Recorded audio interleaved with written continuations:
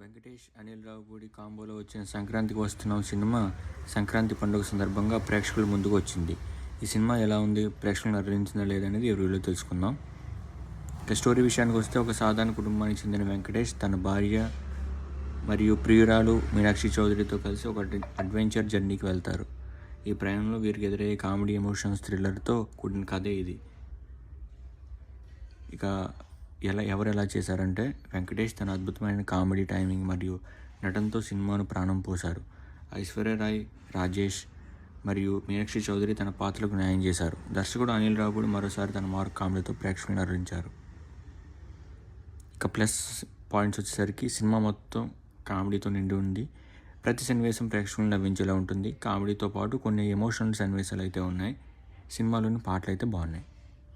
ఇక minus points వచ్చేసరికి, routine కథ కొత్తగా ఏమీ లేదు. ఇలాంటి కథలు చాలా సినిమాలు చూసాం. సినిమా టైమింగ్ వచ్చేసరికి కాస్త ఎక్కువైంది. ఇక ఫైనల్గా సంక్రాంతికి వస్తున్న ఒక పక్కా ఫ్యామిలీ ఎంటర్టైనర్. వెంకటేష్ అభిమానులు మరియు కామెడీ సినిమాలు ఇష్టపడే వారికి ఈ సినిమా ఖచ్చితంగా నచ్చుతుంది.